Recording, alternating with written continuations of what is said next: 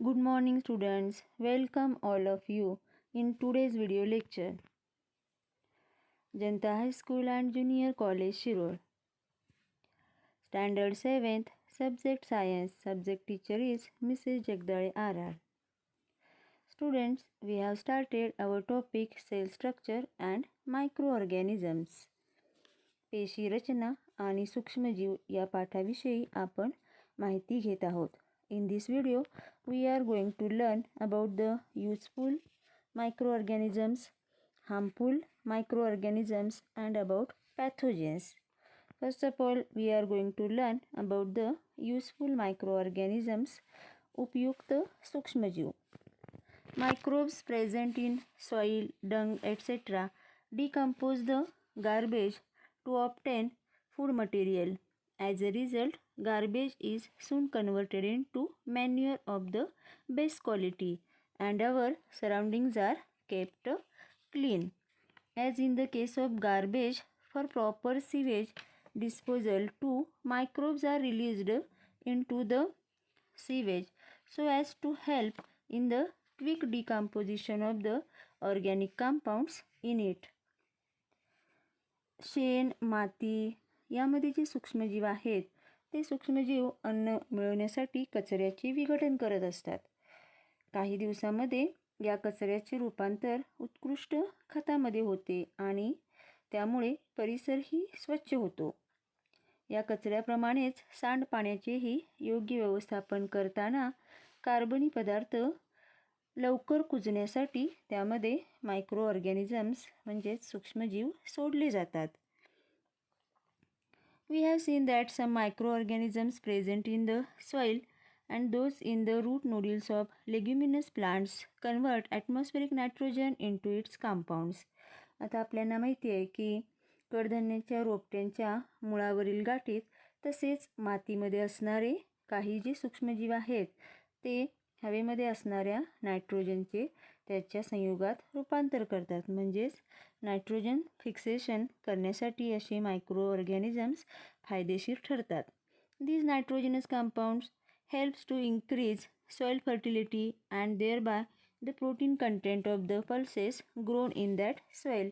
आणि त्यामुळं ही जी संयुग तयार होतात त्या संयुगामुळे जमिनीची सुपीकता वाढते तसेच कडधान्यातील प्रथिनांचे प्रमाण वाढण्यास मदत होते. If a few drops of yogurt or buttermilk are mixed with lukewarm milk and it is kept at the temperature for 8 to 10 hours, microbes present in the drops of yogurt quickly multiply and the milk gets converted into yogurt. Microbes are thus useful for producing milk products like butter, buttermilk, cheese, etc.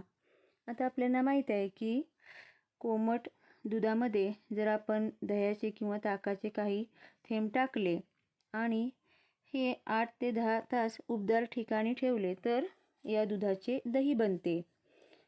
या दह्यातील सूक्ष्मजीवांची भराभर वाढ होते आणि दुधाचे रूपांतर दह्यामध्ये होते. ताक, लोणी, चीज, पनीर व इतर दुग्धजन्य पदार्थांची निर्मिती करण्यासाठी हे मायक्रो ऑर्गॅनिझम्स आपल्याला युजफुल असतात. फर्मेंटेशन, किण्वन. The chemical process of conversion of one type of carbon compound into another type of carbon compound by the action of microorganisms is called fermentation. म्हणजेच सूक्ष्मजीवांच्या क्रियेमुळे काही कार्बनी पदार्थांचे दुसऱ्या कार्बनी पदार्थात रूपांतर होण्याच्या रासायनिक क्रियेला किण्वन किंवा आंबणे किंवा कुजणे असे म्हणतात. Heat is generated in this process and carbon dioxide and some other gases are released. या क्रियेमध्ये उष्णता निर्माण होऊन कार्बन डायऑक्साईड आणि इतर वायूसुद्धा तयार होतात. These gases cause an increase in volume आणि हे वायू पदार्थांची व्हॉल्यूम म्हणजेच आकारमान वाढवतात.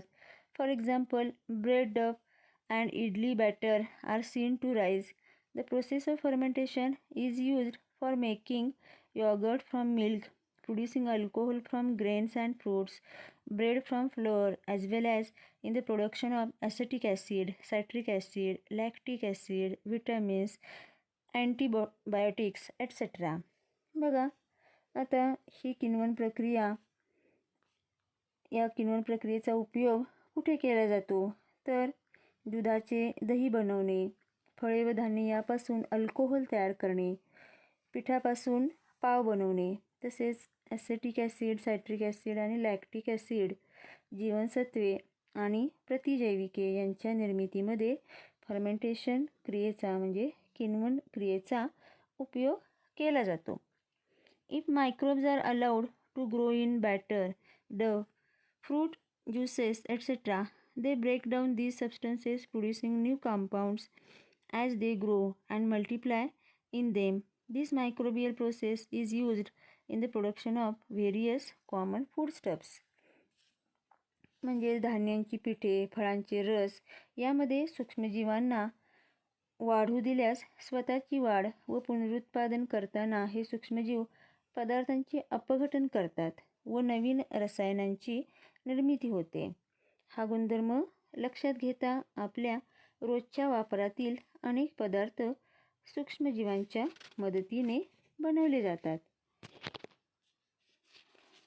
जेव्हा तुम्ही कधी आजारी पडता तर डॉक्टर काही वेळेला आपल्याला पेनिसिलिनसारख्या औषधाची कॅप्सूल किंवा इंजेक्शन देतात. अशी विशिष्ट प्रकारची औषधे शरीरातील रोगजंतूंचा नाश करतात व त्यांची वाढ रोखतात. अशा औषधांना प्रतिजैविके असे म्हणतात. Sometimes when you are ill, the doctor prescribes capsules or injections of medicines like penicillin. These types of medicines destroy the pathogens and retard their growth. They are called antibiotics. Antibiotics are produced with the help of specific microbes. Diseases like tuberculosis, typhoid, cholera, etc., which were previously considered incurable, have now come under control because of antibiotics. म्हणजे पूर्वीच्या काळी जे रोग असाध्य मानले जात होते, उदाहरणार्थ क्षय, टायफॉइड, कॉलरा असे अनेक रोग आता अँटीबायोटिक्स म्हणजे प्रतिजैविकामुळे आटोक्यात आले आहेत. Domestic animals too can be protected from various diseases by mixing antibiotics with their food. म्हणजे जे काही पाळीव प्राणी आहेत त्यांच्या अन्नामध्ये प्रतिजैविके मिसळून त्यांनाही रोगापासून संरक्षण देता येते. Plant diseases can also be control with the help of antibiotics. वनस्पतींना जे रोग होतात त्या रोगावरही प्रतिजैविकामुळे म्हणजेच अँटीबायोटिक्समुळे नियंत्रण ठेवता येते. A vaccine is produced in laboratory with the help of microbes that gives immunity against a particular disease. If we have been vaccinated against any disease, our immunity, that is resistance to that disease, increases so that the possibility of contracting that disease is greatly reduced. बघा, रोगप्रतिकारक क्षमता वाढवणारी जी लस आहे ती लस लॅबोरेटरीमध्ये micro ऑर्गॅनिझम्सच्या साहाय्यानं तयार केली जाते. अशा रोगाची लस अगोदरच घेतली असेल तर आपल्या शरीराची रोगप्रतिकार क्षमता वाढते व त्यामुळे तो रोग होण्याची शक्यता खूपच कमी होते. Microbes are also used in processes like tanning of skin, production of ropes and strings from agave. Some microbes use oil for their growth. Such microbes are used to clear a layer of oil floating on the surface of an ocean or lake formed due to a leak or a spill, that is to clear an oil slick. कातडी कमावणे, घायपातापासून धागे मिळवणे या प्रक्रियामध्ये सुद्धा micro ऑर्गॅनिझमचा वापर केला जातो. काही सूक्ष्मजीव हे तेलावरती जगत असतात. त्यांच्या मदतीने समुद्रात तेल गळतीमुळे आलेला तेलाचा तवंग काढून पाणी स्वच्छ केले जाते. Farm waste, human urine and faeces, wet garbage etc. is collected and used in a biogas plant to produce biogas and fertiliser. शेतातला पालापाचोळा, कचरा, मानवी मलमूत्र, घरातील ओला कचरा एकत्र करून बायोगॅस संयंत्रांच्या माध्यमातून जैववायू व खत निर्मिती केली जाते.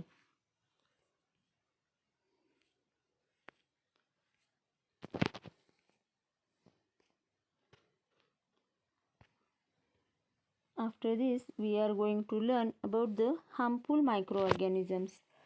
उपद्रवी सूक्ष्मजीवांच्या विषयी आपण माहिती घेऊ. If jars of pickles, jams, etc.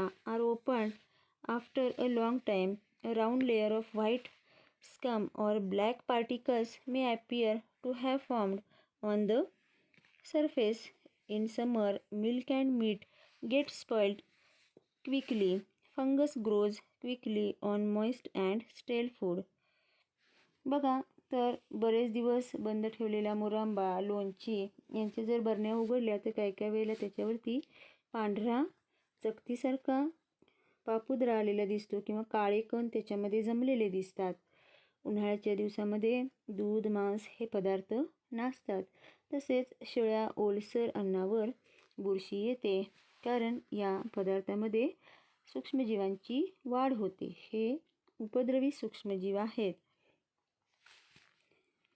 As they use foodstuffs for their own nutrition, some microbes release toxic materials into the food.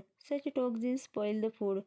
Eating such spoiled food can cause loose motions and vomiting. म्हणजे food poisoning कसे होत असते, म्हणजे अन्न विषबाधा कशी होते, तर स्वतःचे पोषण करताना काही मायक्रो ऑर्गॅनिझम जे आहेत ते विषारी पदार्थ अन्नामध्ये मिसळतात आणि ह्या पदार्थांनी अन्न दूषित होते. दूषित अन्नाचे सेवन केल्यास आपल्याला वॉमिटिंग आणि लूज मोशन्स होत असतात. For that eat fresh and properly covered food. म्हणजेच नेहमी ताजे व झाकलेले अन्न खावे. Drink boiled water. उकळलेले पाणी प्यावे. Hold a handkerchief over your mouth and nose when you cough or sneeze. खोकताना, शिंकताना तोंडावरती रुमाल ठेवावा. Don't allow garbage and water to accumulate around your house. घराभोवती कचरा किंवा पाणी साठू देऊ नये. Now about the pathogens. Pathogens disease producing microorganisms, म्हणजेच रोगकारक सूक्ष्मजीव. Pathogens may be present in water bodies contaminated with sewage and dirt from the surroundings, in food left uncovered, in unhygienic conditions with houseflies sitting on it, etc. If such contaminated food or water is consumed, we may fall ill with diseases of the alimentary canal like amoebiasis, typhoid, cholera, hepatitis, gastro etcetera. बघा, जलाशयाजवळील अस्वच्छता व सांडपाण्याशी संपर्क येऊन दूषित झालेलं जे पाणी आहे त्या पाण्यात तसेच शिळ्या उघड्यावरील अन्नामध्ये सूक्ष्मजीव असतात. असे दूषित अन्न सेवन केल्यास आमांश, टायफॉइड, कॉलरा, कावीळ, गॅस्ट्रो असे अन्ननलिकेचे रोग होतात. श्वसनमार्गाचे रोग झालेल्या व्यक्तीच्या खोकण्यातून व शिंकण्यातून त्या रोगाचे सूक्ष्मजीव हवेत मिसळतात. श्वासावाटे निरोगी व्यक्तीच्या श्वसनमार्गात जाऊन सर्दी, खोकला, घटसर्प, निमोनिया, क्षय असे रोग होऊ शकतात. पॅथोजेन्स are released in the air when a person having an infection of the respiratory tract sneezes or coughs. A healthy person may get infected with such pathogens on breathing in the same air and contact diseases like common cold, cough, diphtheria, pneumonia, tuberculosis, etc. Mosquitoes reproduce in places like heaps of garbage, drains, stagnant water, etc. कचऱ्याचे ढीग, गटारे, साठलेले पाणी या ठिकाणी डासांची वाढ होत असते. Microbes that cause diseases like malaria, dengue, elephantiasis, yellow fever, chikungunya, Zika fever, etc. gain entry into the human body through the bite of a female mosquito. मग हे जे डास आहेत त्या डासांच्या माद्यांच्या दंशातून म्हणजे या डासांच्या माद्या चावल्यामुळे हिवताप, डेंग्यू, हत्ती रोग, पीतज्वर, चिकुनगुनिया, झिका ताप इत्यादी रोग होत असतात. आणि या रोगासाठी कारणीभूत हे सूक्ष्मजीव असतात आणि हे सूक्ष्मजीव मानवी शरीरामध्ये प्रवेश करतात. Make sure to check is the water tank and the water in it clean. घरावरील पाण्याची टाकी व त्यातील पाणी स्वच्छ आहे का हे तपासून पाहिले पाहिजे. Are the water tanks and toilets in the school clean. शाळेतील पाण्याची टाकी स्वच्छतागृह स्वच्छ आहे का. Is the water that accumulates in pots, tyres, cans etcetera around the house drained properly. घराजवळील उघड्यावरील कुंड्या, टायर, प्लास्टिकचे डबे इत्यादीमध्ये पाणी साचले आहे का. Are the water storage containers cleaned regularly. पाण्याची भांडी, पाण्याची टाकी किती दिवसातून स्वच्छ केली जाते. अशा बाबींच्याकडे आपण आवर्जून लक्ष दिले पाहिजे. Students, here we have completed our topic cell structure and microorganisms. Now we have to solve exercise of this topic in your notebook. Thank you.